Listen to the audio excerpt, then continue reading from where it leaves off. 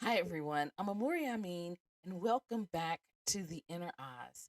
We've made it to episode 15 of this series, and I think that this is actually one of the most spiritual episodes of the entire series. Not because Glinda teaches Dorothy something new, because she doesn't. She reminds Dorothy of what has always been true, and that changes everything. Throughout the entire journey, Dorothy has been searching outward. She searched the yellow brick road. She searched companions. She searched the Emerald City. She searched the wizard. She searched authority. She searched magic. She searched something and someone who could save her, only to discover the answer has always been with her. This isn't just Dorothy's story, this is ours. Sometimes the last lesson is the simplest one. After the tornadoes, after the roads, after the monsters, after the witch, after the wizard, after the balloon floated away, I'm hearing float, float on. Dorothy believes she has run out of options. She has nowhere else to go, no one to ask, no more doors to knock on. And then Glinda appears again. Notice something. Glinda doesn't arrive because Dorothy finally becomes worthy. She arrives because Dorothy is finally ready. Readiness and worthiness are not the same thing. I want us to spend some time here because each version gives us something unique. In Baum's book, Glinda is much more regal than mystical. She isn't constantly watching Dorothy from afar, just like in the film in 1939. Instead, Dorothy must actually travel south to seek her out. That matters. Dorothy has one final journey to make, one final act of perseverance. I'm sorry, I can't even talk today. One final act of perseverance. One final lesson in seeking wisdom. When Dorothy arrives, Glinda explains that the silver shoes, and remember in the book, the shoes are not emerald. The emerald slippers come out because it gives a bit of razzle and dazzle and pop towards the movie viewer. But in the book and in the Wiz, the shoes are silver. So Glinda explains that the silver shoes have possessed the power to carry her home all along, not because Glinda grants the power, but because the power was already there. Let's hear this again. Glinda has told Dorothy that she can't give her the power. Dorothy has been carrying and walking on the power to return home the entire time. She just had to be ready to accept that truth. The movie condenses this beautifully. Glinda appears after the balloon leaves. She smiles almost knowingly. Then she says the line nearly everyone remembers. You've always had the power to go back to Kansas. Always. Not recently, not after defeating the witch, not after meeting the wizard, but always. And I will love you so for always. And this is where, in my opinion, the lesson has become deeply emotional. The good witch doesn't simply explain the slippers. She asks Dorothy a question. She asks if Dorothy has learned anything. Before Dorothy can return home, she must first recognize how much and how she has changed. Then comes one of the most beautiful songs in the film, Believe in Yourself. This is from the movie The Wiz. She goes, if you believe, something begins to grow. She didn't say believe in me. She didn't say believe in magic. She did not say believe in the wizard. She says believe in yourself. Not 'cause I told you to.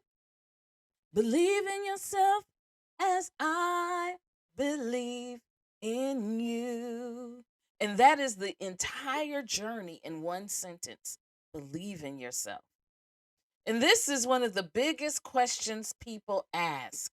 Why didn't Glinda tell her earlier? If Glinda knew, why didn't she say it from the beginning? I don't think it's because she was withholding the information. I think it's because the information without experience rarely becomes wisdom. I think because if Glinda had told Dorothy in the beginning, Dorothy would not have believed Glinda. Dorothy would have rebelled. Dorothy would have found an excuse not to go on the journey. So imagine in episode 1, if Glinda says, "Click your heels," and the story ends. Would Dorothy know courage? No. Would the Tin Man know Dorothy? No. Would the Scarecrow know his journey? No. The lesson would have been received intellectually, but never embodied. Some truths cannot be taught, they must be lived. And let's talk about the slippers. Throughout the story, everyone focuses on the shoes. The witch wants them, the wizard never understands them, the munchkins marvel at them. But perhaps the slippers are not the source of power. Perhaps they are simply the reminder of it. Think about this, the slippers have never changed. Dorothy did. At the beginning of the story, she possessed the shoes, but not the understanding. By the end, she possesses both. Maybe our gifts work in the same way. Perhaps we already carry wisdom, purpose, intuition, strength, love, and faith. But until the experience awakens those qualities, we don't know how to use them. Spiritually, I think Glinda represents something extraordinary, not just guidance, not just intuition. She represents higher consciousness, the part of ourselves that never forgot who we are. Remember, I always say, remember who you are and whose you are with almost every video. It's that part of ourselves that quietly watches us struggle, not because it enjoys our suffering, but because it knows we are becoming.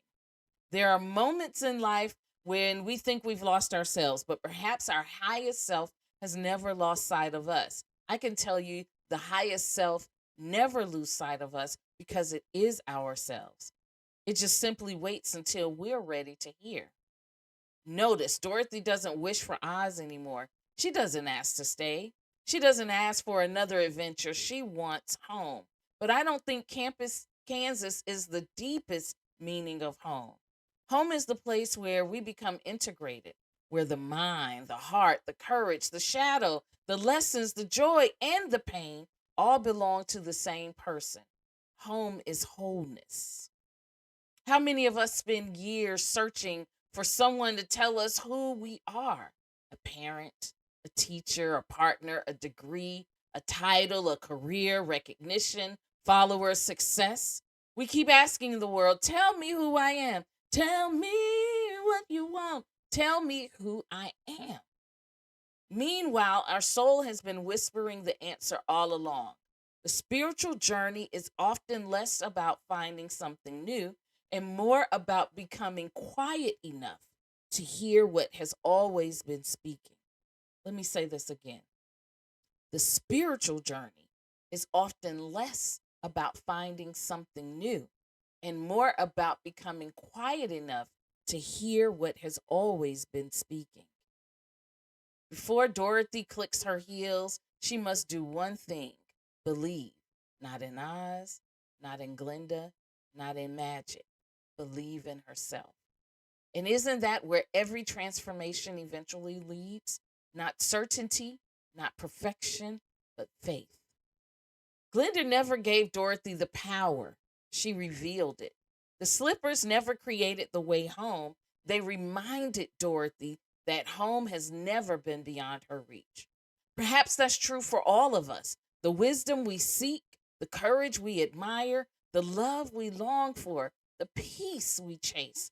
Maybe they aren't waiting somewhere out there. Maybe they've been walking beside us every step of our yellow brick road. This is the inner Oz, where the greatest discoveries aren't found in the distant place, they are remembered within. And I will see you on the next journey of the yellow brick road.